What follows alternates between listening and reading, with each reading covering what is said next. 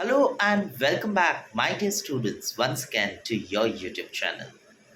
In today's video, I shall be discussing a short story from your treasure chest. This video is for my class 10 ICSE students, and this short story's name is The Elevator by William Sleator. So, without further ado, let's get started. But kindly do not forget to like and subscribe if you find my videos helpful and interesting. Also, do not forget to share the video links with your friends who might be equally benefited. Alright, so let's begin. I am on page 145 of About the Author section. William Sleator was an American science fiction author. So the genre of the story is science fiction. The theme of family relationships is frequently intertwined with science fiction plot lines. So familial ties, how things function in a family, is seen in this particular short story, along with the presence of the elements of science fiction. In this short story, The Elevator, the author explores the theme of irrational fears, fears which do not have any rationality, any logic, of childhood, in contrasting the characters of a sensitive boy with an insensitive father. This is very important, my dear students. Please pay attention here. Irrational fears of childhood. In childhood, we are naive, we are innocent. So, we are unaccustomed to the various experiences of life. So, we fear a lot of things because we do not know the reality behind them. All right, so irrational fears. And in contrasting the characters of a sensitive boy, the protagonist of our story, Martin, is a sensitive boy with an insensitive father. However, he has a father who is insensitive, who doesn't understand Martin the way he should be. He's a young adolescent boy who has his own needs and demands. Okay, he needs to be understood, but then the father is unable to do that.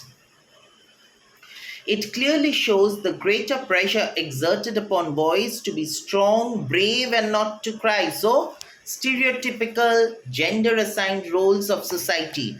In class 9, we read the poem A Work of Artifice. There we've seen how girls were expected to behave and do things in a certain way the society decide as the society wanted it to be.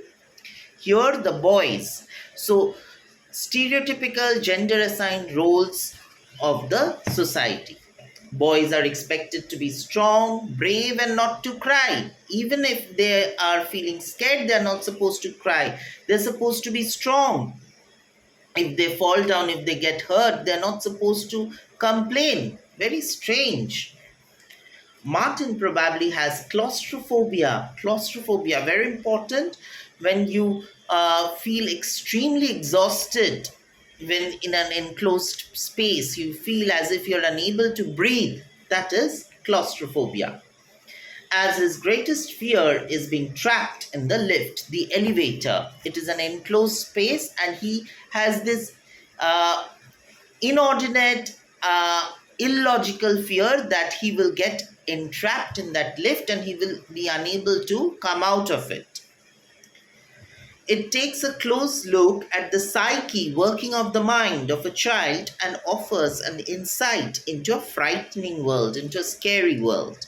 The genre of horror fiction, horror intermingled with science fiction, rears its airy head, strange head, as the story ends with Martin trapped in the elevator with a broken leg, unable to escape from the woman. All right. So, all this while he had this fear of claustrophobia that he would get trapped in the elevator and he would be unable to escape. And when the story ends, we see that Martin is actually unable to escape because he has a broken leg and the lady whom he fears is also there. So let's read on to find out what happens. The elevator. It was an old building with an old elevator, a very small elevator. Point to be noted here is very small elevator. Small elevator is suggestive of the restricted place, small space, enclosed space. So the person, Martin, is already very scared of this enclosed spaces, and the building where he shifts has an lift which is very small, which could carry only three people. Martin, a thin 12-year-old, felt nervous in it from the first day he and his father moved into the apartment. Of course, he was always uncomfortable in elevators. This is not the first time. Afraid that they would fall, but this one was especially unpleasant. Why? Because of its size. It was extremely small. Perhaps this was because of the poor lighting and dirty walls. Perhaps it was because of the door, which never stayed open long enough and slammed shut with a loud clanging noise. Perhaps it was the way the elevator shuddered each time it left the floor, as if it was exhausted. Maybe it was simply too small. It seemed crowded even with only two people in it, because the lift could accommodate only three people. So we see here the third person narrator does not give any concrete reason as in why Martin does not like the elevator. In all probability, it is because of its restricted size and place, and he found it always, claustrophobic inside. But what is interesting to note here is giving several reasons, and each of these reasons are with perhaps, so no concrete reason. This brings out the complex adolescent psychology which Martin had, or for that matter, which all adolescents have, because they are in a zone, adolescents are in a zone where they are unsure of everything, yet they want to do things. Okay. They are always caught in the dichotomy of to be or not to be. All right. So he wanted to avoid the elevator and take the stairs, but the stairs were no better. Martin tried them one day after school. There were no windows and the lights were not working. Martin's footsteps echoed behind him on the cement as though there was another person climbing, getting closer. So, very airy atmosphere. When he tried to walk up the stairs, he realized, or he rather felt, that as if someone was walking behind. By the time he reached his home on the 17th floor, he was gasping for breath. He was out of breath. Martin's father worked at home. He wanted to know why Martin was out of breath. Very natural that if you have the elevator, why would you climb up the stairs? Why didn't you take the elevator? He asked, frowning at Martin. You are not only skinny and weak and bad at sports, his face seemed to say. So, this is actually not his father's words, but then Martin realized that his father might have said this. You're not only skinny and weak and bad at sports, his father seemed to say, but you're also a coward. Very significant. This brings out the father son relationship. Martin believes that his father would think in this particular order only. Why? Because the father lacked love, warmth, and understanding. Martin suffered from a sense of loneliness and isolation, of course, insecurity, because the father was emotionally distanced from Martin. And very interesting to note here is we do not have the man, the author doesn't mention anything about the mother of Martin. So, emotional loneliness. After that, Martin always took the elevator because the father needs to be proved wrong. He would have to get used to it, he told to himself, just like he got used to being bullied at school. So, even at school, also, Martin would be bullied. He had a problematic childhood. In school, he was not at peace. At home, also, he was also not at peace. He did not have anyone to share his thoughts and ideas with. But he didn't get used to it. He was always afraid that it would stop suddenly and he would be trapped inside it for hours by himself. Why he thought this way? There's no explanation for that. This was extremely illogical. But it wasn't much better when there were other passengers. He didn't like to be close to them. He also disliked the way people tried hard not to look at each other, staring at nothing. So in the elevator, people try not to look at each other and they keep looking here and there. It's very funny. So Martin found it very peculiar. One morning, the elevator stopped at the 14th floor and a fat lady got on. She was wearing an old green coat that ballooned around her. So she was huge, humongous size. As she waddle is to walk with short steps in a clumsy manner. As she waddled into the elevator, Martin was sure he felt it sink under her weight. So she was so heavy, it felt like she was grabbing everything. She was so big that her coat brushed against him, and he had to squeeze himself because he was extremely, weak and skinny. The door, there was no room for anybody else, so it could fit in three people. But only Martin and the lady were there, and there was no room for any people. So you can understand how huge the lady was. Uh, The door, there was no room for anybody else. The door closed quickly behind her, and instead of facing it, she turned around and stared at Martin. This is very unusual because people in the elevator, people when they are traveling together, if they do not know each other, they don't look at each other. But here we see see the lady staring at Martin. He looked at her for a moment. She had large, fleshy cheeks and no chin. This is the physical description. Just a huge mass of neck. Her blue eyes were tiny but sharp. They seemed to be boring into Martin's face as if glaring. She would glare at Martin. Okay, piercing Martin. Martin looked away, but the woman didn't turn around. Was she still looking at him? He glanced at her quickly, then looked away again. She was still watching him. He wanted to close his eyes. He wanted to turn around and stare into the corner, but how could he? So Martin was not liking this stare at all. The elevator creaked, made sound down to 12, then 11. So it was very slow. The elevator was very slow, and while coming down it would make strange sounds. So you see how the author is consciously making efforts to heighten the sense of airiness.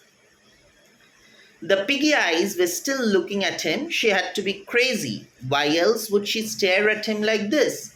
What was she going to do next? She did nothing. She only watched him. This is very significant. She didn't do anything. She kept staring, and that was very unusual. She only watched him breathing loudly until the elevator reached the first floor at last. Martin wanted to run past her to get out, but there was no room. He could only wait as she turned and moved slowly out into the lobby. Then he ran. He didn't care what she thought. He ran all the way to school. He thought about her all day. So even in school, Martin couldn't forget the lady. He kept thinking about her. So he was preoccupied with the thoughts of the ladies even at school. Did she live in the building? He had never seen her before, and the building was not very big. Maybe she was visiting somebody, but 7:30 in the morning was too early for visiting, so he's having his own contemplations. Martin felt nervous when he got back to the building after school. But why should he be afraid of an old lady? He felt ashamed of himself because, as it is, father says he's a coward. So if now he starts fearing an old lady out of nothing who's done no harm to him as of now, then father will again make fun of him. He pressed the button and stepped into the elevator, hoping that it would not stop, but it stopped on the third floor.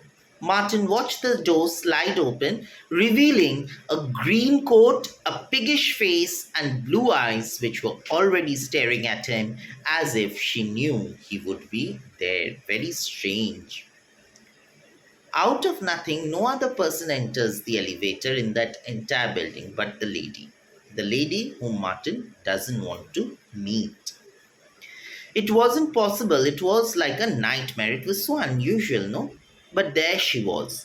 Going up, said Martin, his voice little more than a squeak. She nodded and stepped on. So Martin thought she might want to go downstairs, and that is why he was trying to portray that the elevator is going up. But then she said, okay, fine, even I'm trying to go up. The door slammed. He watched her pudgy hand move towards the buttons. She pressed not 14 but 18, the top floor. The elevator trembled and began to go up. The fat lady watched him. So, how the author is building up suspense and horror in the story is very significant to note here. This morning, she got on at the 14th floor in the morning while coming down. So, why did she get on the third floor today? Why from the third floor she's going up? And that too going to the 18th. The elevator seemed to be moving more slowly than usual. It would move at snail's pace, but now it is moving even slower. Martin wanted to press 7 so that he could get out and walk up the stairs, but he couldn't reach the buttons without touching her, and he didn't want to do that. So he wanted to not only avoid any form of contact with her, but also physical touch. When the elevator stopped on his floor, she hardly moved out of his way. This is very strange. This is very unusual. The lady is not giving Martin space to move out. The lady is hell bent on keeping Martin where he is. He had to squeeze past her, rubbing against her horrible, scratchy coat. He was afraid the door would close before he could get out. She turned and watched him as the door slammed shut. Now she knows I live on 17, he thought. So that even the lady is aware, getting to know now that I stay on the 17th floor. Have you ever noticed a strange lady in the elevator? He asked his father that evening. Can't say I have, he replied, not looking away from the television. So see, the son is wanting to talk to the father. The father is so engrossed on the television that he's not even looking at him while talking. So how emotionally detached the father is from Martin. Martin knew he was probably making a mistake of talking to the father about his own fears, because he needed to vent out his fears. But then the father is an emotionally detached person. He wouldn't understand the emotions of Martin. But he had to tell somebody about the woman. She was in the elevator with me twice today. She just kept staring at me. She never stopped looking at me for a minute. And that is what was so strange, so airy about the lady. What are you so worried about now? His father said, turning impatiently away from the television. What am I going to do with you, Martin? Honestly, now you're afraid of some poor old lady. So here again, the father bullies him. The father doesn't understand Martin only. I'm not afraid. You are afraid, said his father. When are you going to grow up and act like a man? Are you going to be timid all your life? So the father is hell bent on imposing the gender assigned stereotypical roles of society on Martin. Martin didn't want to cry in front of his father because crying is not allowed for the boys. So he waited until he got to his room. His father probably knew he was crying anyway. He slept very little. In the morning, when the elevator door opened, the fat lady was waiting for him. This is very strange. Now the lady is already there inside. Martin stood there, unable to move, then be backed away. As she saw him, her expression changed. She smiled, and the door slammed. Martin started running down the stairs. The stairs were dark and he fell. He was so scared out of his nothing that he started running down the stairs. But he fell down and got injured. The stairs were dark and he fell. His father was silent on the way to the hospital, disappointed and angry. The father is not at all sympathetic to the child. He is extremely apathetic towards Martin. And that is why even when Martin is hurt, he is disappointed and angry. For being a coward and a fool, Martin had broken his leg and needed to walk on crutches. He could not use the stairs now. Was that why the fat lady had smiled? Did she know what would happen? Strange thoughts coming to Martin's mind. At least his father was with him in the elevator on the way back from the hospital. There was no room for the fat lady to get in, and if she did, his father would see her and maybe he would understand. This is what Martin is thinking. When he got home, he could stay in the apartment for a few days. The doctor said that he had to rest as much as possible. Martin felt quite safe because he would not need to take the elevator from the fat lady now. Oh, I almost forgot. His father reached out and pressed number 9. What are you doing? Asked Martin, trying not to sound afraid. As they are going up, the father stops at number 9. But they used to reside on 17th floor, so Martin is scared. What are you doing now? Why are you pressing 9? I promised to visit Mrs. Ullman, said his father, looking at his watch as he stepped out of the elevator. Let me go with you. So Martin didn't want to travel alone again. So he desperately pleads, I want to go with you. Martin pleaded, struggling to move on with his crutches. But the door was already closing. Afraid to be in the elevator alone? Said his father. Grow up, Martin. The door slammed shut. So the father didn't entertain Martin. He said, You're not a man. Learn to be a man. So Martin understood that this father is not going to provide me with any emotional shelter, emotional comfort. So why bother?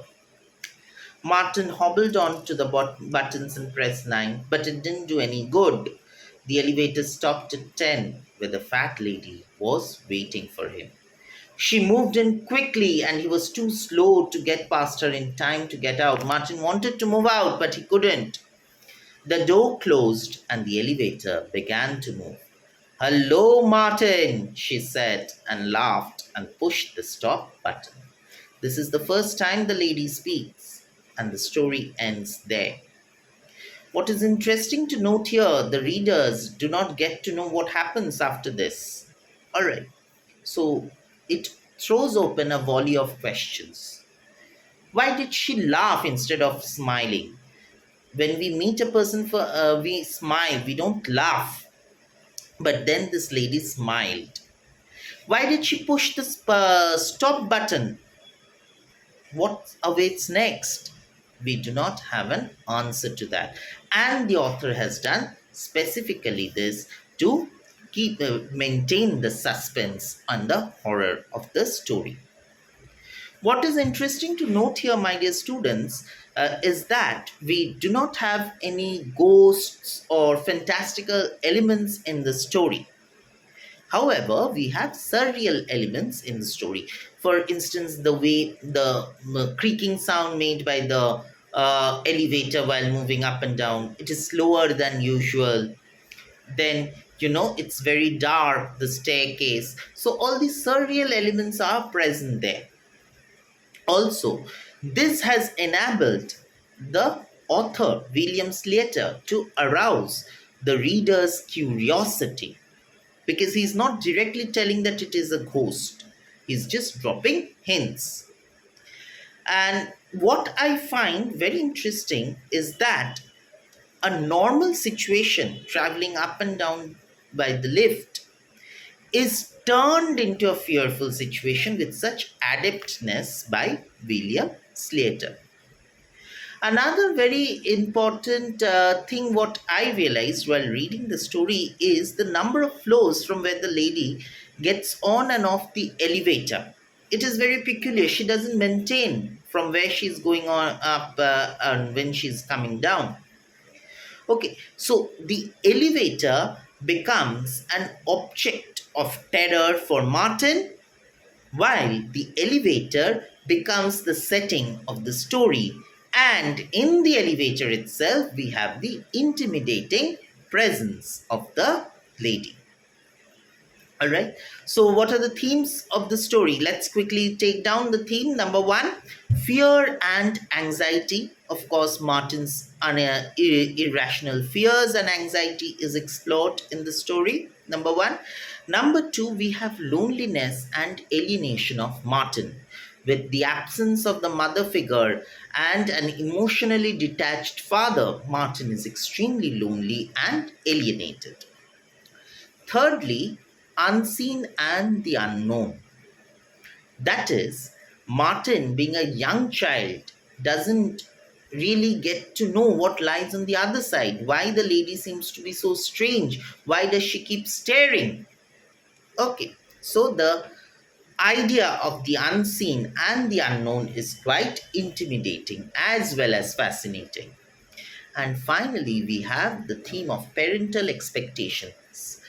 Parents expect us to behave in a certain way, do things in a certain way, uh, certain way as in which fits their own ideas and notions of standard.